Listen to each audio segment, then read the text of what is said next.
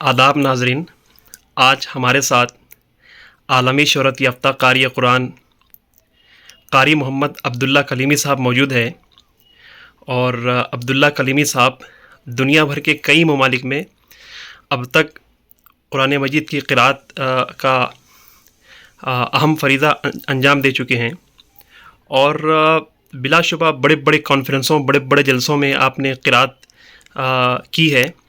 تو آئیے آج آپ سے تفصیل سے بات کرتے ہیں۔ قاری عبداللہ کلیمی صاحب، آپ یہ بتائیں کہ آپ کی ابتدائی تعلیم کہاں ہوئی؟ میری ابتدائی تعلیم جب میں 10 سال کا تھا جامعہ عربیہ سیوا نگر میں ہوئی۔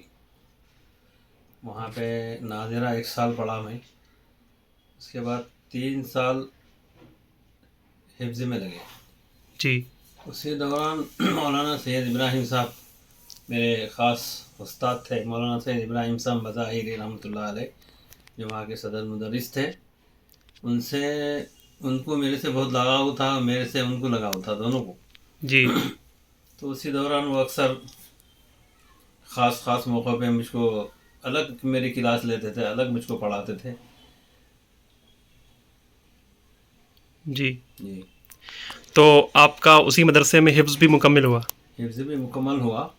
پھر اس کے بعد میں تجوید کا امتحان جامعہ نظامیہ سے دیا، اچھا اور تجوید کا امتحان کی تیاری مولانا خود کرائے تھے اپنی کتاب معلم التجوید سے۔ اور مولانا کے پاس ایک ٹیپ ریکارڈ تھا جو حج سے لائے تھے انہوں۔ اچھا اکثر اس میں قرأتیں، اس زمانے میں قرأتیں آتی تھیں، تو میرے کو مدرسے سے گھر میں بلا لیتے تھے، بلا کے سنایا کرتے تھے۔ جی، تو اس کے بعد جو قراءت کا جو میدان ہے، ایک بڑا وسیع میدان ہے، اس سے کیسے دلچسپی پیدا ہوئی اور کیا محرک تھا آپ کا اس سے لگاؤ کا، کیا سبب رہا؟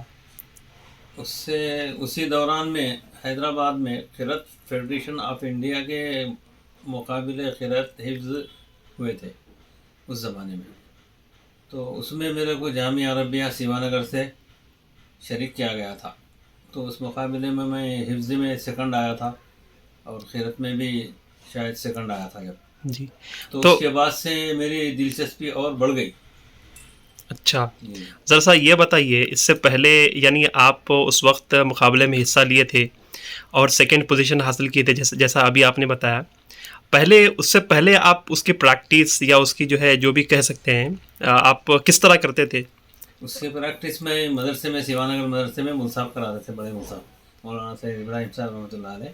اکثر وہ پیشتر میرے کو بلا کے خاص طور پہ میری کلاس لیتے تھے۔ جی، تو اس کی وجہ کیا تھی؟ یعنی آپ کی آواز اچھی رہی یا آپ کو بہت چاہتے تھے؟ جی ہاں، وہی ان کو پتہ نہیں کیا میرے آواز پسند نہیں تھی، یا میرا ذہانت اور اچھا پڑھنا ان کو پسند آیا تھا، کیا ہے جی پتہ نہیں۔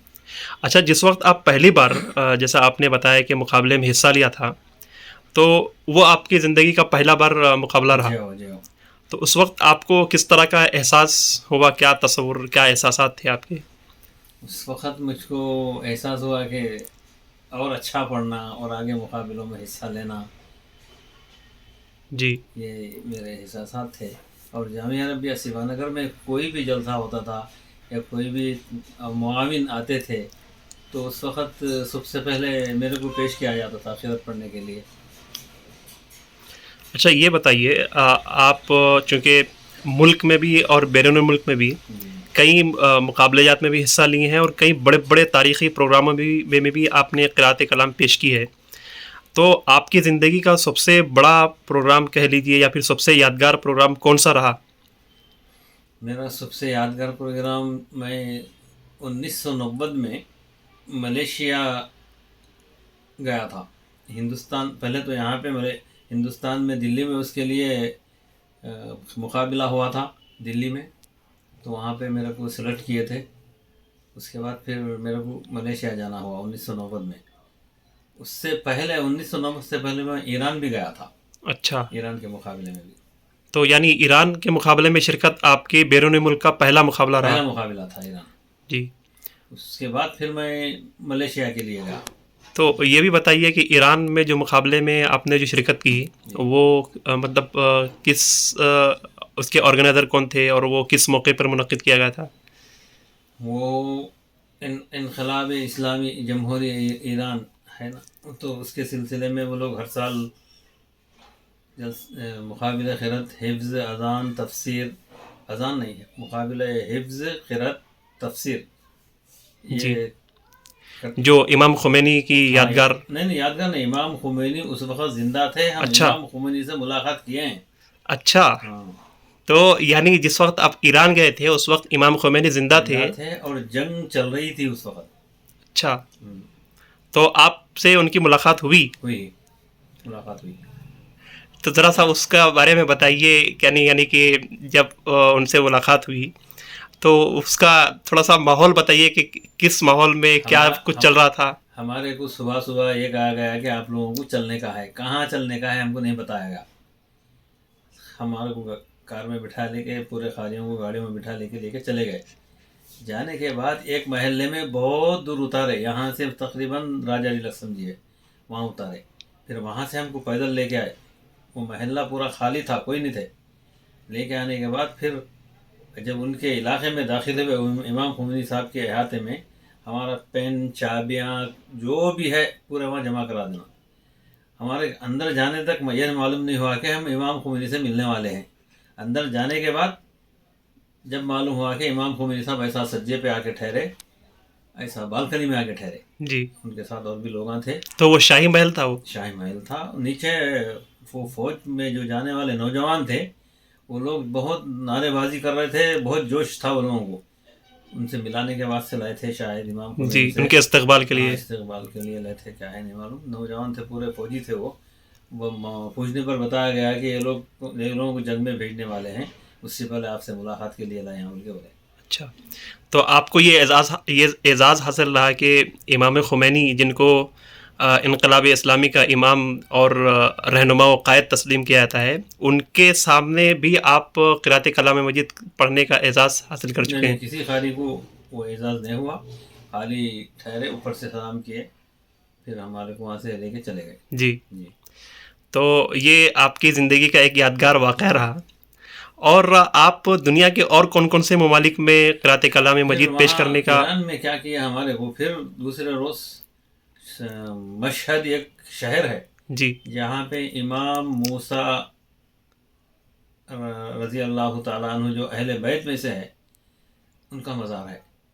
پھر وہاں پہ ہم کو بذریعہ ہوائی جہاز، فوجی ہوائی جہاز تھا، وہ پورے خاریوں کو لے جایا گیا ایئرپورٹ پہ. وہاں کے جو میئر تھے انہوں نے ہمارا استقبال کرے. پھر ہم کو ہوٹلوں میں ٹھہرایا گیا.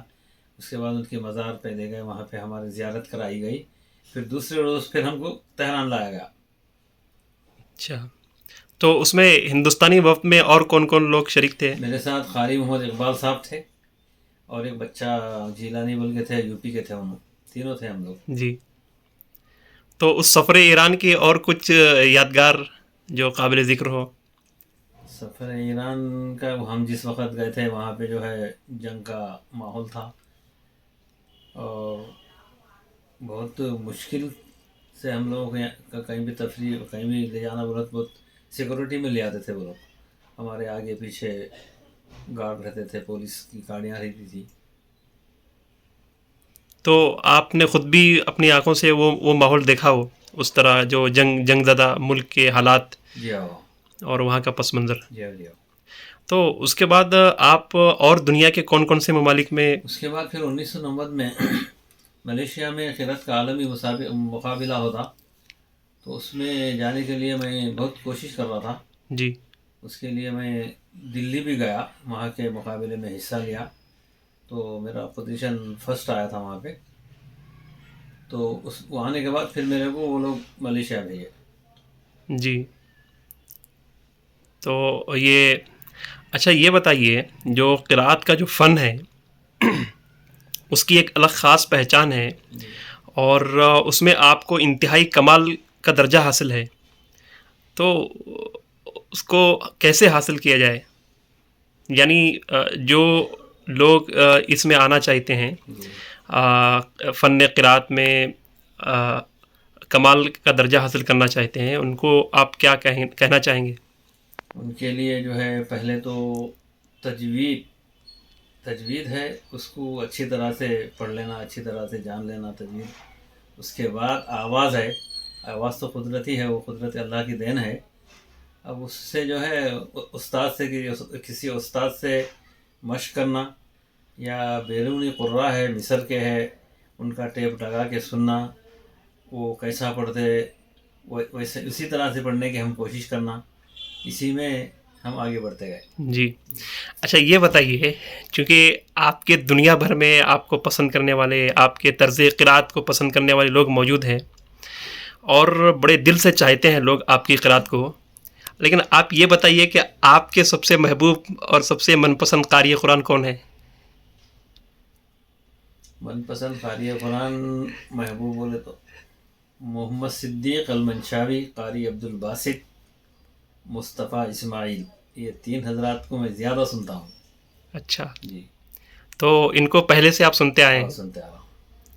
اچھا یہ بتائیے، یہ جو قرأت کا جو فن ہے، یعنی کچھ تو فن ہوگا جیسے آواز نکالی جاتی ہے، ایک اس کا طرز ہے، ایک خاص لحن ہے، تو اس بارے میں بتائیں. تجوید ایسا ہے، تجوید میں جو ہے پورے کہاں سے کون سا حرف نکلتا، اس کو کس طرح سے پڑھنا، غنہ ہے، مد ہے، اور اس کے صفات ہے، یہ تمام چیزوں سے واقف ہونا بہت ضروری ہے. جی اب رہا آواز کا، اب آواز کے لیے جو ہے وہ تو اللہ کی دین ہے، وہ اس کے اوپر ہم اس کے آواز کے اوپر ہم جو ہے ان لوگوں کی قرأتیں سنتے جانا، پھر ان جیسا ہم پڑھتے جانا، جی یہی کوشش سے آگے بڑھتے گئے ہم. جی اچھا، ایک اور بہت غیر معمولی بات آپ سے متعلق ہے، چونکہ آپ قاری قرآن بھی ہے، ساتھ ساتھ آپ کا اپنا کاروبار ہے. جی کاروبار کے ساتھ ساتھ آپ نے اس فن میں، قرأت کے فن میں کمال کا درجہ حاصل کیا. تو یہ بتائیے کہ جیسے ابھی آپ نے کہا تھا کہ جو اور لوگ جو آنا چاہتے ہیں وہ اس کی کس طرح مشق کریں؟ کسی اچھے استاد کے پاس جا کے مشق کرنا، اور جتنا مشق کریں گے، جتنا آپ پڑھتے جائیں گے، اتنا آپ کی آواز بھی کھلے گی، سانس بھی بنے گی. جی اور جو ہمارے اساتذہ پڑھتے، جو ہم سے اچھا پڑھنے والے ہیں، وہ پڑھتے، ان کی آواز کو سننا، ان کے طرز لحن کو سننا، ان کی طرز لحن کو اپنانا، جی یہی ہے. اچھا، چونکہ یہ قرأت کا جو فن ہے وہ قرآن مجید سے متعلق ہے، اور اس میں جو ہے دنیا بھر میں الگ الگ قرآ مشہور ہے، تو آپ اس کو مطلب کس نظر سے دیکھتے ہیں کہ جو قرأت کا جو فن ہے، لوگوں کا ایسا ماننا ہے کہ اس کا رواج کم ہوتا جا رہا ہے. پہلے یہ تھا کہ گھروں میں، جیسے آپ نے بتایا کہ کیسٹ لگا کے سنا جاتا تھا، لوگ بڑے شوق سے سنتے تھے، اور آج بالکل مطلب ماحول بدل گیا ہے اور لوگوں کی الگ الگ ترجیحات ہے. تو آپ اس کو کس نظر سے دیکھتے ہیں؟ نہیں، ابھی بھی قرأت کے پڑھنے والے، قرأت کے سننے والے، اس کے شوقین بہت ہیں. جی پہلے سے بنسبت اب بہت زیادہ قاریاں ہمارے ہندوستان میں بھی ہے. پہلے حیدرآباد کو ایک مقام حاصل تھا قرأت میں، اچھا، پہلا نمبر حاصل تھا حیدرآباد کو. یعنی عالمی سطح پر؟ عالمی سطح پر بھی حیدرآباد کے قاری جاتے تھے پہلے بھی. اچھا، حیدرآباد کے قاری بولے تو ہم دوسری ریاستوں میں ہم جب جاتے تھے تو وہ لوگ ایک ہمارا الگ ہی ان کی دل میں سوچ تھی کہ حیدرآباد کا قاری بہت اچھا پڑھتا ہے. اچھا، تو اس کی وجہ کیا تھی، خاص وجہ؟ وہ یہاں پہ حیدرآباد کے اندر بہت بڑے بڑے قرا گزرے ہیں نا، قاری کلیم اللہ حسینی صاحب، قاری تاج الدین صاحب، قاری بسم اللہ بیگ صاحب، یہ بہت بڑے بڑے قرا یہاں پہ. قاری جی عبدالعلیم صاحب، قاری عبدالباری صاحب. جی اچھا، یہ بتائیے کہ عبداللہ قریشی صاحب بھی ایک بہت بہترین قاری تھے یہاں کے. جی جی تو شاید آپ ان میں سے بیشتر لوگوں کو آپ نے براہ راست سنا ہوگا. ہاں، نہیں، میں قاری کلیم اللہ صاحب کے پاس تو براہ راست پڑھا ہوں. میں جی 2 سال پڑھا ان کے پاس. جی جی، وہ عثمانیہ یونیورسٹی کے پروفیسر تھے. جی جی اور جو دنیا بھر میں جو عالمی شہرت یافتہ جیسے آپ خود ہیں، اور بھی بہت سارے قراء مشہور ہیں، کچھ ان عالمی شہرت یافتہ قراء سے آپ سے ملاقات ہوئی، یا ان سے کچھ تعلقات یا ان سے کچھ رابطہ؟ عالمی شہرت یافتہ قاریوں سے میری ملاقات ہوئی کئی سال پہلے. محمد البنا مصر کے قاری ہیں مشہور، وہ دلی آئے تھے جس وقت میں بھی وہاں پہ تھا پڑھنے کے لیے، مجھ کو بلایا گیا تھا، ان سے وہاں ملاقات ہوئی. اس کے بعد پھر ایک اورنگ آباد میں مصر کے قاری عبدالعال متولی اور کیا نام ان کا، میں رمضان نام پورا ان کا میں، جی مصر کے بہت مشہور قاری ہے، ان سے ملاقات ہوئی تھی. رابطہ تو نہیں ہے، ملاقات ہوئی، ان کے جی سامنے پڑھے، انہوں بھی پڑھے، جی ہم بھی پڑھے. اور کئی ممالک کے قاری تھے، ملیشیا کے تھے، ایران کے تھے، الجزائر کے تھے، بنگلہ دیش کے تھے، جی. سب قاریاں تھے وہاں پہ. یہ قرات کے بارے میں آپ کے قلبی، آپ کے دلی احساسات کیا ہیں؟ آپ کے اپنے تاثرات، اپنے ذاتی احساسات؟ اللہ کا کلام ہے، پڑھنا ثواب ہے، بس ہم پڑھتے جا رہے ہیں. اللہ اس کو قبول کرنے والا ہے. نہ شہرت چاہیے، نہ دنیا میں کچھ چاہیے اس کے لیے، جی. بس. اچھا یہ بتائیے، جب آپ پڑھتے ہیں قرات، تو پورے مجموعے میں ایک طرح کا سناٹا چھا جاتا ہے اور لوگ بڑے شوق سے، بڑی توجہ سے سنتے ہیں، تو آپ کو کیسے محسوس ہوتا ہے؟ نہیں، میرے کو کیا محسوس ہوتا، میں ہوں کیا، لیکن یہ اللہ کی نعمت ہے، اللہ کی طرف سے دین ہے. میرا اس میں کوئی عمل دخل نہیں ہے، سب اللہ کی طرف سے سمجھتا ہوں میں. میرا اپنا کوئی اس میں یہ نہیں ہے اس میں. جی. جی. تو آخر میں فن قرات کے بارے میں آپ کیا کہنا چاہیں گے؟ فن قرات ہر مسلمان کو سیکھنا ضروری ہے. تجوید سے قرآن شریف پڑھنا لازم ہے. بغیر تجوید کے پڑھیں گے تو گنہگار ہے. اچھا، ابھی آپ نے ایک لفظ استعمال کیا تجوید، جی اور ایک لفظ ہم بار بار استعمال کیے قرات. جی.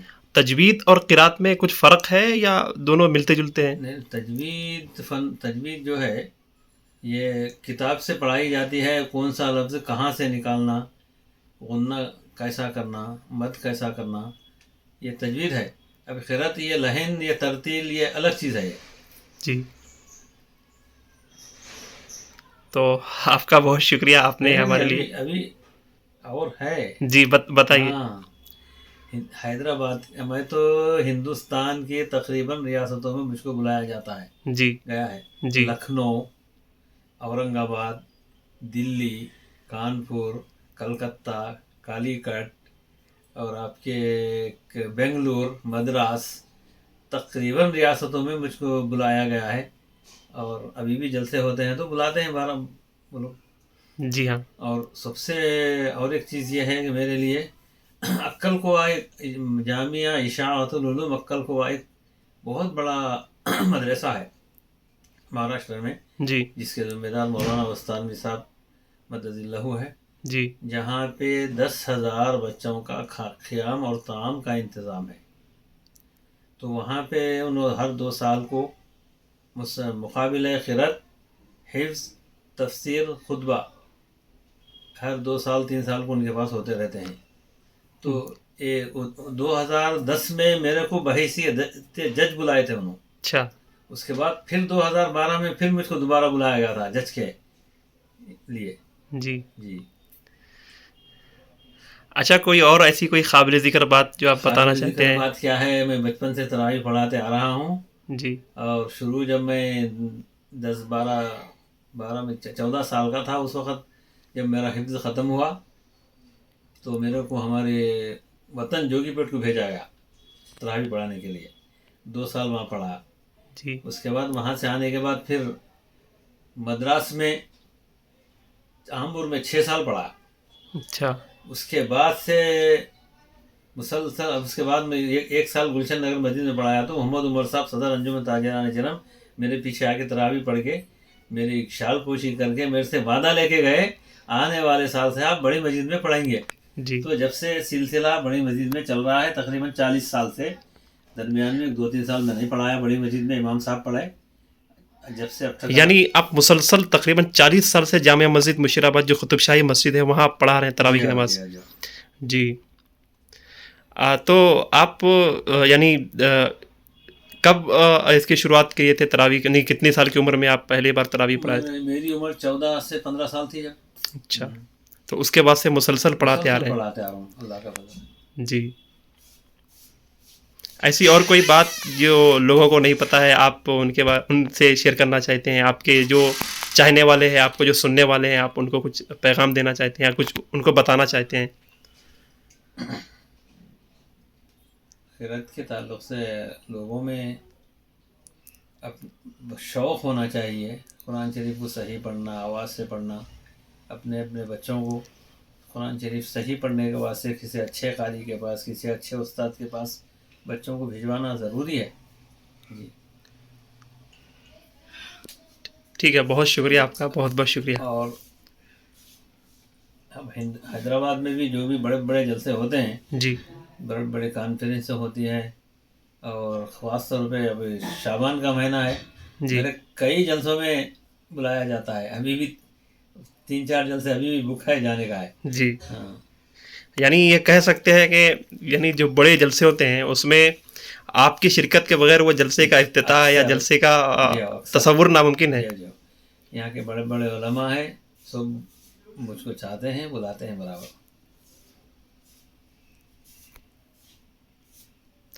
اور کچھ بات؟ پیر ذوالفقار علی صاحب بھی آئے تھے حیدرآباد. جی ہاں. پیر ذوالفقار علی صاحب بھی آئے تھے، اس وقت بھی میرے ہی خیرت تھی. اچھا. پیر ذوالفقار علی صاحب اور میں دونوں اس طرح سے بیٹھے تھے، دو ہی کرسیاں ڈالے گئے تھے. وہ جو ماسب ٹائم گراؤنڈ میں جو ہوا ٹائم تھا میں ہوا عیدگاہ تھا. بلالی. ہاں وہاں ہوا تھا. اور ایک کاچی چنچل گوڑا میدان میں ہوا تھا جی. کالج. 2 جگہ بھی 2 ہی کرسیاں ڈالے گئے تھے مولانا کی میری. اچھا. یہ بھی بہت بڑی سعادت ہے کہ حضرت سے مسافہ ہوا، ملنے کا موقع ہوا. جی.